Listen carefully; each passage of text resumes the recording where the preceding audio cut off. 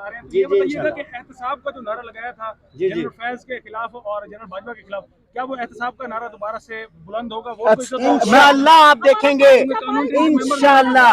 इंशाअल्लाह आप देखेंगे कि मुस्लिम लीग की हुकूमत आने के बाद तमाम वो किरदार आपके सामने बेनकाब हो चुके हैं और आइंदा भी होते रहेंगे। इंडिपेंडेंट है।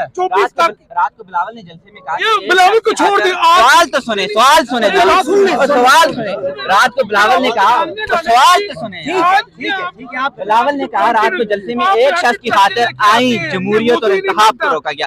क्या ये वाकई जो कोई सब कुछ मेकर के डिसीजन मेकर ये नवाज शरीफ के लिए किया? आप मुझे ये बताएं, एक शख्स को उस वक्त जब 2017 में आइन को पामाल करके एक पैनामा केस में झूठे तरीके से फंसाया गया,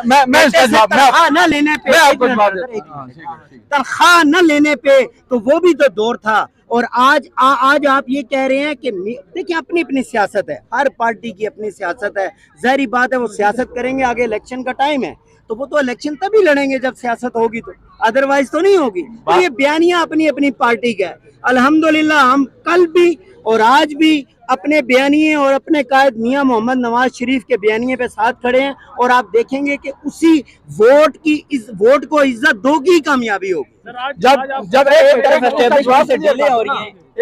जब पीडीएम ने ये सेंसिस पर इत्फाक राय किया था कि सेंसिस अप्रूव होंगे, तो क्या पीडीएम की पीपल्स पार्टी को ये नहीं पता था कि जब सेंसिस मुकम्मल होंगे, हल्काबंदियां होंगी, फिर इलेक्शन होंगे? क्या उस वक्त इनको नहीं पता था कि इलेक्शन डिले होंगे?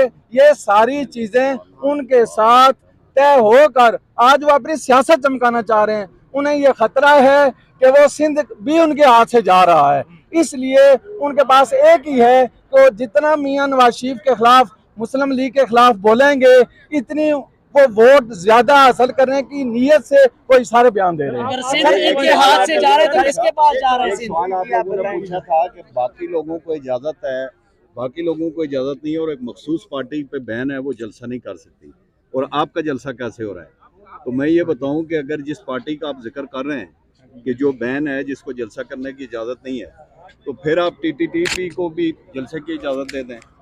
फिर आप ऐसी तमाम जिन लोगों ने तकरीबकारी की और ख़ास करके 9 मई के बाद उनको जलसा करके यहाँ पे जलसे की इजाज़त देना, मैं समझता हूँ कि जिन्होंने मिलिट्री इंस्टॉलेशन पे हमला किया, जिन्होंने मुल्क की आम तनसीबात पे हमला किया, जलाओ गिराओ के उन्होंने पैगाम दे के तो मुल्क में अफरा तफरी बपा की, तो उसके बाद उनको जलसे की इजाज़त देना और तालिबान को जलसे की इजाज़त देना बराबर है।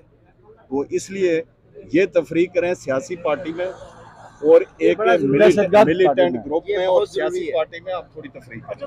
नवाज शरीफ ने जो लंदन से बैठ के बयानिया बनाया था और जो उनकी जानिब से बयान दिए गए थे, तो इमरान खान में और उनमें फर्क तो ज़्यादा नहीं था। मैं गुजारिश करूँ कि मियाँ साहब ने जो वोट को इज्जत दो की तहरीक शुरू की थी, तो उसके हवाले से उनका मसलसल एक ही स्टांस रहा।